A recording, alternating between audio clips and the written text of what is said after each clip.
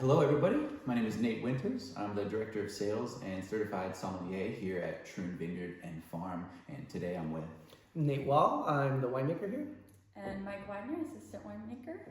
We wanted to talk to you about one of our brand new wines for this vintage as far as being released goes. This is the Druid's Amber. Some of you may know the Druid's line from Troon for many years. We've been constantly refining some of these wines, and this is the first time we've had, I'd say, grapes speak to us in this way. This is a really interesting blend, and skin contact, orange wine, amber wine, these things. This is one of my favorite categories, I would say, of wine. So I'm passionate, but I would love to let the winemakers go first. Anybody want to start? Yeah, so this wine was recently included in our wine club, and this is the first time we've made a Druid's version of an amber wine. As Winter said, we do have kind of several other versions of our Druid's line, but the Druid's Amber is new for us, and this wine is also unique in another way in that it's actually a multi-vintage.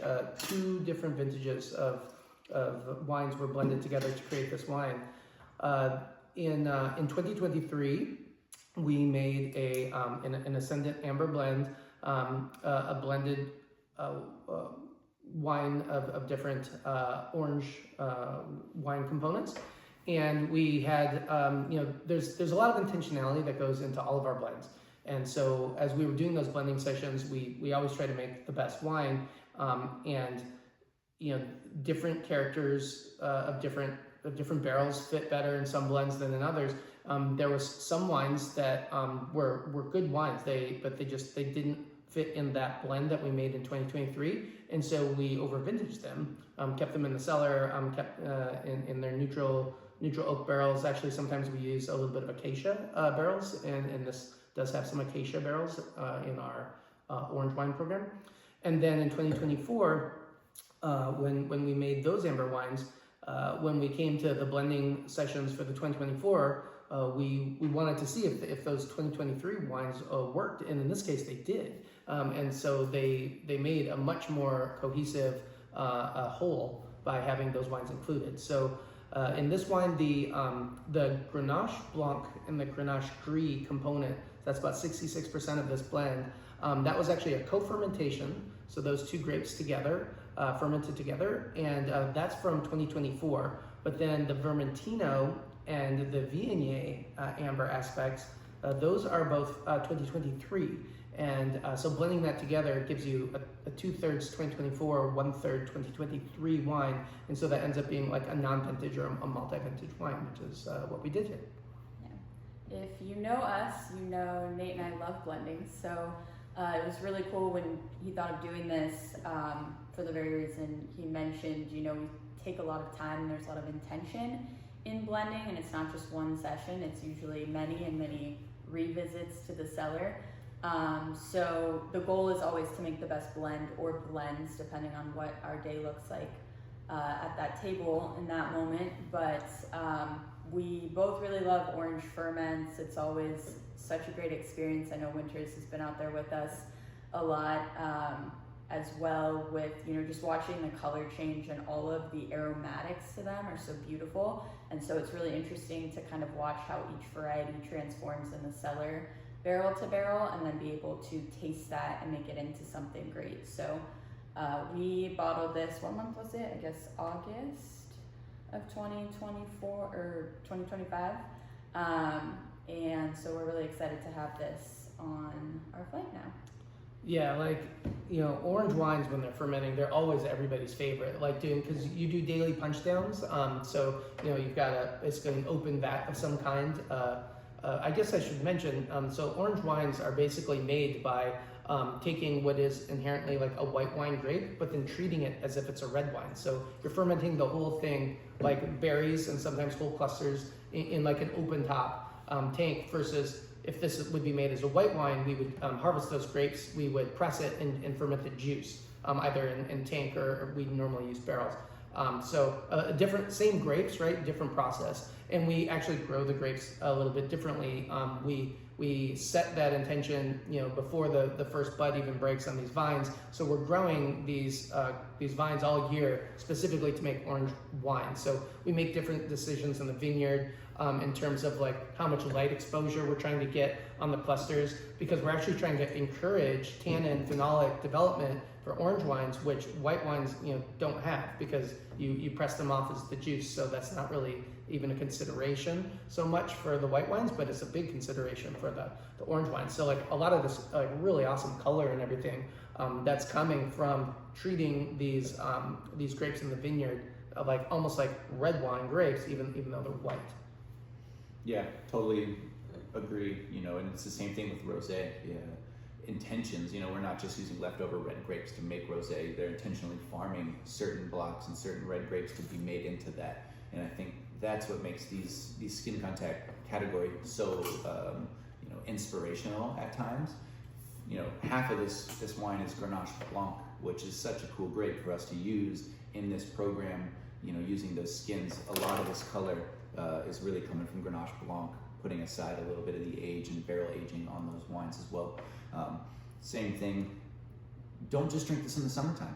I think rosé season is always in people's heads, and when the sunshine starts coming out in the spring, people want cold beverages. I think this is best served year round, and don't serve it too cold, I would say as well. We make this in a mindset of a red wine, and we like to serve it as such too. Keep it in your cellar, and then serve it kind of at cellar temp, maybe in the fridge for 10 minutes or so, just to put a chill on it. But you don't want it cold. The textures and tannins tend to turn a little bitter instead of giving you the real kind of perception of what they are. This is a lovely wine. Think aromatics that just jumps out the glass. You've got these nice candied mandarins, these nice chamomile tea aspect. It's a very approachable orange wine compared to, I would say, a more esoteric amphora amber wine. We try to have this one be a little bit more approachable, fruit forward. So good for any occasion.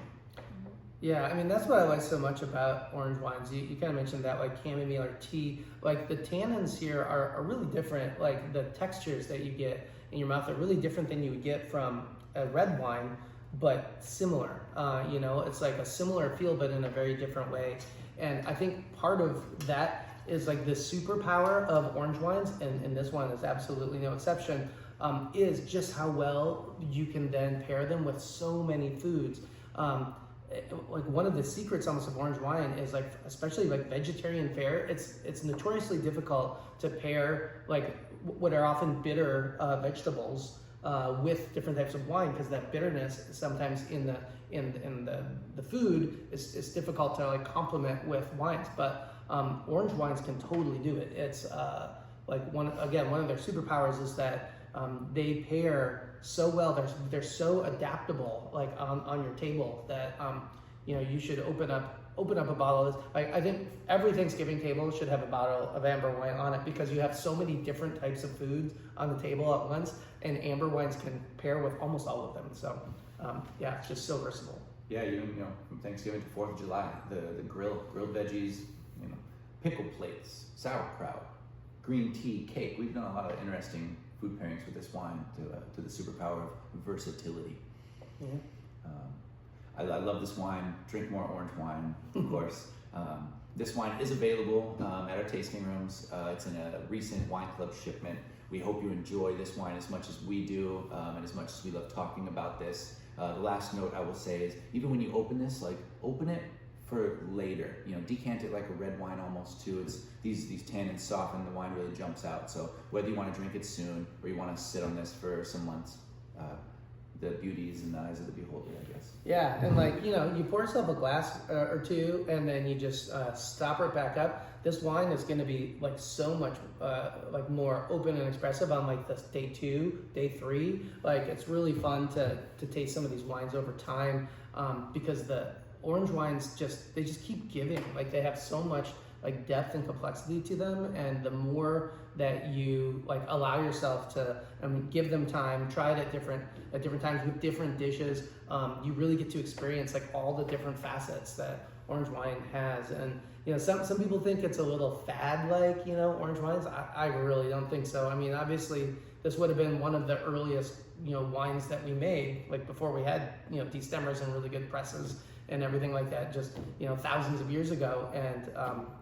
just because we're kind of rediscovering that culturally now and embracing orange wines, I think it's something that will stick with us a long time because they're just so interesting.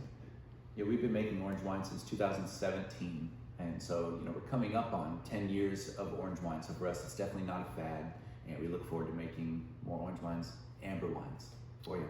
Yeah, there was only like 70 cases of this too. We didn't really talk about that, but so it is the first time we've made this Druid wine, and so it's a bit in limited supply. We definitely wanted to release this to the wine club, and there'll probably be a couple other bottles in some of our tasting rooms for a little while. So you can grab this for a little while here, and hopefully you're enjoying the wines you received. Like, we love making these. I mean, personally, I think some of these orange wine blends are my favorite wines to blend for all the reasons we've been discussing. Just a fun wine from start to finish. Anything from you, Micah? I think we said it all. Okay. Well, we hope you have a good rest of your day. Come by the tasting rooms, get some of this if you can before it's all gone, and tune in next time. Take care.